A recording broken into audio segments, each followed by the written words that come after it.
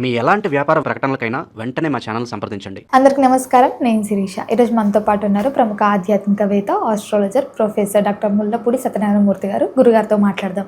గురుగారు నమస్కారం. నమస్కారం అమ్మా శిరీష.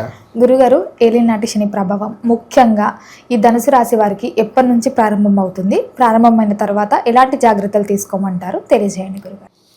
మనకి ఏలినాటి శని అనగానే మనకి ఈ యొక్క కష్టాలేమో నష్టాలేమో అని అనిపిస్తుంది. అందువల్ల ముందు మనం అమ్మవారి ప్రార్థనతో ప్రారంభిద్దాం. అరుణాం కరుణాతరంగితాక్షిం ధృతపాశాం కుశపుష్పమానజాపాం అణిమాధిభిరావృతాం మయూకైః అహమిత్యేవ విభావయే భవానీం. ఓం శ్రీ విజయవాడ కనకదుర్గాదేవ్యై నమః. శ్రీ దుర్గామల్లీశ్వరాభ్యాం నమః. ఏలినాటి శని అంటే 7.5 సంవత్సరాల కాలం పాటు నడుస్తుంది. ఇప్పుడు ధనుస్సు రాశి వాళ్ళు మొన్నే కదండి బాబు ఏలినాటి శని అయింది, మళ్ళీ ఏంటి వీళ్ళు ఇద్దరు వచ్చి ఏలినాటి శని చెప్తున్నారని హడిలిపోయి చచ్చిపోతారు వీళ్ళు. ఇప్పుడు ధనుస్సు రాశి నుంచి కుంభరాశిలోకి వెళ్ళాడు అనమాట. మకరం నుంచి కుంభంలోకి వెళ్ళారు. జస్ట్ కొంచెం మొన్నటిదాకా కష్టాలు, ఇప్పుడు నేను మళ్ళీ వచ్చేస్తుందని అంటే రెడీ చేస్తున్నాం వాళ్ళ యుద్ధానికి. కాబట్టి ఈ వీళ్ళందరికీ కూడా ఏలినాటి శని మనకి ఎప్పుడు వస్తుందంటే శని వృశ్చిక రాశి ప్రవేశం చేస్తున్న దగ్గర నుంచి వస్తుంది. అంటే దగ్గర ఇంకో 19 సంవత్సరాల తర్వాత వచ్చేస్తుంది అనమాట.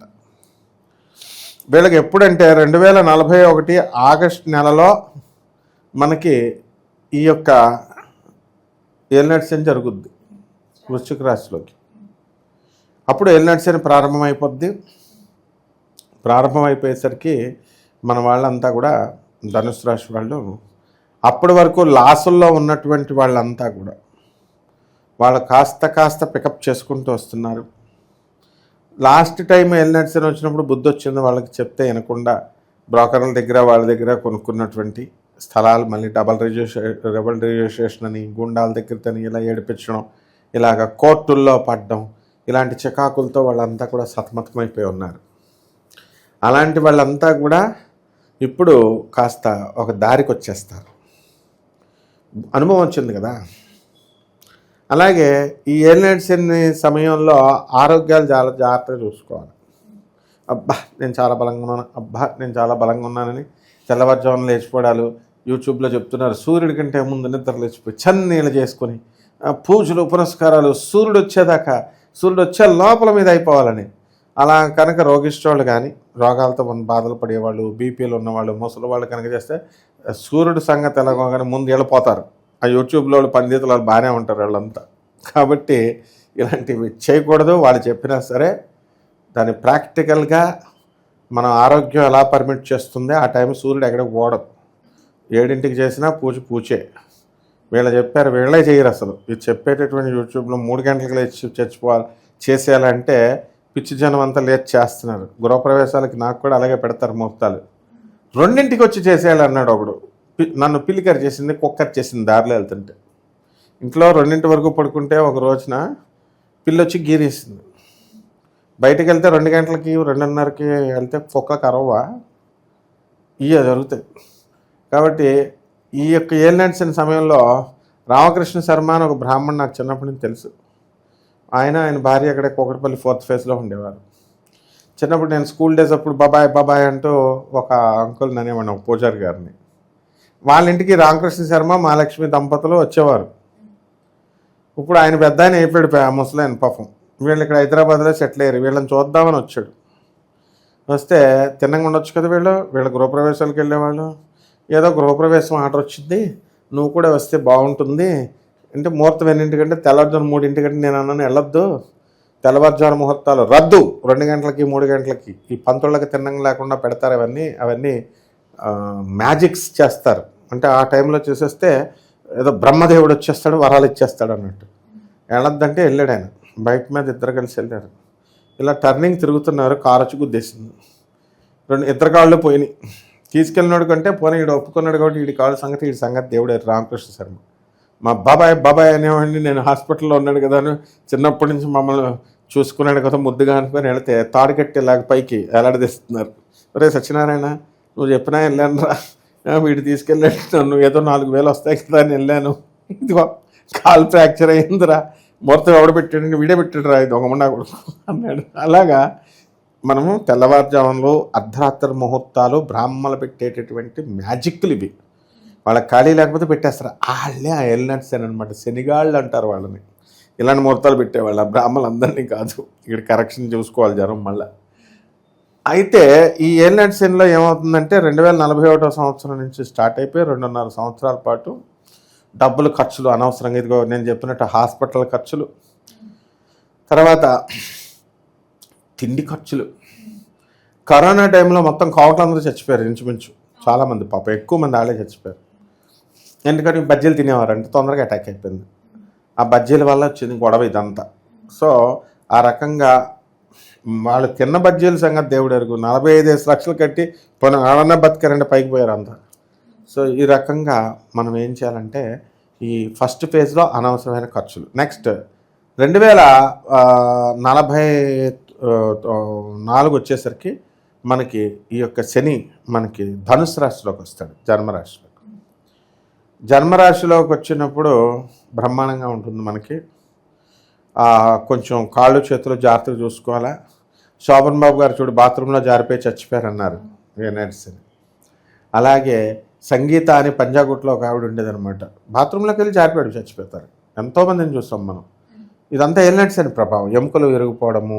ఇంకా మళ్ళీ పాప వాళ్ళు వెళ్ళేటప్పుడు నాకు ఆ జాలి వేసింది. ఇప్పుడు కూడా ఒక ముసలామె హాస్పిటల్కి వెళ్ళేటప్పుడు నేను ఇంక ఇంటికి తిరిగి వస్తానో రానో నేను వెళ్తున్నానని వెళ్ళింది. ఇంకంతే, మళ్ళీ అదే లాస్ట్ చూపు, మళ్ళీ రాలే. హాస్పిటల్లోనే బయటకి వైద్యం వికటించడం, చచ్చిపోవడం జరుగుతాయి. సో ఈ విధంగా శరీరం మీదకి వచ్చేస్తాడు శనీశ్వరుడు. వచ్చేసి మానసిక అశాంతి, ఎల్నట్స్ అని వస్తుందంటే భయం, శత్రువుల బాధ, కుక్కల బాధ, ఎక్కడి నుంచి ఏ కుక్కలు వచ్చి ఖర్చేస్తాయో తెలీదు. ఆ విధంగా ఈ రెండో ఫేజ్ ఉంటుంది. ఇక శని మంచిగా ఈ యొక్క ధనుసు రాశి నుంచి మనకి ఎక్కడికి మకర రాశిలోకి వస్తాడు. ఆ మకర రాశిలోకి అంటే ఇంకో 2.5 ఏళ్ళు కలపాలి. 2046 సంవత్సరాలకి మనం అక్కడికి వచ్చేసరికి ఏమవుతుందండి, ఈ యొక్క ఏలినాటి శనికి బ్రహ్మాండంగా మనకి అటాక్ చేసి పడేస్తుంది వీళ్ళని. వాక్కులతో, కఠినమైనటువంటి పదజాలంతో, పరుషమైనటువంటి పదజాలంతో వీళ్ళు మాట్లాడటం, ఇవన్నీ చూసేసరికి చాలా ఇదిగా జరుగుతుందన్నమాట. కాబట్టి ఈ రాశి వారికి అందరికీ కూడా మనము బంధువులంతా దూరమైపోవడం, స్నేహితులంతా దూరమైపోవడం, ఇలాంటివన్నీ జరుగుతూ ఉంటాయి. ఈ రాశి వారికి మామూలుగా దైవ ఆరాధన అనేటటువంటిది ఎక్కువగా ఏర్పడుతుంది. మళ్ళీ ఆ రాశికి ఎల్నట్స్ పూర్తయ్యేసరికి మనం ఎలా ఉంటామంటే రౌండ్ కదా, 30 సంవత్సరాలకు ఒకసారి వస్తూ ఉంటుంది. ఆరోగ్యాలు జాగ్రత్త చూసుకోవద్దు, మనం కూడా పైకి వెళ్ళిపోతాం. అందువల్ల నెక్స్ట్ ఆ సంవత్సరం ఆ రాశి వచ్చేసరి నువ్వు ఉంటావు, మేము పైకి వెళ్ళిపోతాం, నువ్వు కూడా పెద్ద అని అయిపోతావు అనమాట. అందుకని ఎప్పుడు ఏలినాట్స్ అన్ని ఇప్పుడే మనం భూతత్వంలో ఉండి చూపిస్తున్నాం అందరికీ. నాయనలారా జాగ్రత్త, ఒక 20 సంవత్సరాల తర్వాత ఆదిత్య 369 సినిమాలాగా, వారణాసి సినిమాలాగా ముందుకు తీసుకెళ్తున్నాం టైంని. ఈ విధంగా కొన్ని పరిహారాలు చేసుకుంటే బాగుంటుంది. గురుగారు పరిహారాలు అన్నారు కాబట్టి ముఖ్యంగా ఎలాంటి పరిహారాలు చేసుకోవచ్చు అంటారు? ఏ దైవాన్ని పూజించాలి? ఈ ఎల్నట్స్ అని జరుగుతున్నప్పుడు మిగతా దైవాలను పూజ చేస్తే శనీశ్వరుడు తంతాడు మనల్ని. ఆయన్నే చెయ్యాలి. ఆయన డిజిగ్నేట్ చేసినటువంటి, ఆయన నామినేట్ చేసిన దేవుళ్ళనే చేయాలి. మిగతా దేవుళ్ళని చేస్తే ఒప్పుకోడు. ఎవరు ఆయన డిజిగ్నేట్ చేసిన వాడు? ఆంజనేయ స్వామి శనీశ్వరుడు యొక్క తాట తీసేశాడు ఎల్నట్స్లో. శ్రీ వెంకటేశ్వర స్వామి కూడా శనీశ్వరుడు యొక్క తాట తీసేశాడు. వీళ్ళిద్దరే గెలిచారు ఆయన. తర్వాత వినాయకుడు ఒకడు మొప్పతప్పలు పెట్టాడు. ఈ ముగ్గురిని డెసిగ్నేట్ చేశాడు మనవాడు. మిగతా దేవతలందరినీ కూడా అందరితో వెళ్ళిపోయి పెద్ద పోటుగాళ్ళలాగా వెళ్ళిపోయి ఇద్దరు చేసేసి శనీశ్వరుడు విష్ణుమూర్తి జోలికి వెళ్ళి కాళ్ళెర కొట్టించుకొని వచ్చేసాడు. శనీశ్వరుడు ఏం తక్కువడేం కాదు, కానీ జగద్గురు ఆయన. అంటే న్యాయదేవత, మనకి న్యాయాలు నేర్పిస్తాడు, ధర్మంగా ఉండమంటాడు. కాబట్టి ఆయనకే చేయాలి మనం. శని జపం చేసుకోవాలి, శని స్తోత్రాలు చదవాలి. శనికి కిలోంపావు నల్ల నువ్వుల్ని, నల్లని వస్త్రాలని పేద బ్రాహ్మణులకి శనివారం నాడు ఉదయం 8 గంటలకి దానం చేసుకోవాలా. దశమహావిద్యల్లో ఒకటైనటువంటి మహాకాళి అమ్మవారిని ఆ తర్వాత ఈ యొక్క తారాదేవి అమ్మవారిని ఇద్దరిని కలిపి మనం పూజ చేసుకోవాలా, మంత్ర జపాన్ని చేసుకోవాలా, శనీశ్వరుడికి నువ్వుల నూనెతో అభిషేకం చేసుకోవాలా. అలాగే చక్కగా ఈ యొక్క పేదవారికి, అనాథలకి, వికలాంగులకి, సాధువులకి దాన ధర్మాలు చేసుకోవాలా. ఈ విధంగా చేసుకుంటే బ్రహ్మాండంగా ఉంటుంది. గురుగారు, ఓవరాల్గా ధనుసు రాశి వారికి ఏలినాటి శని ప్రభావం ఎప్పుడు ప్రారంభమవుతుంది, ఎలాంటి జాగ్రత్తలు తీసుకోవాలి తెలియజేసినందుకు ధన్యవాదాలు. ధన్యవాదాలు.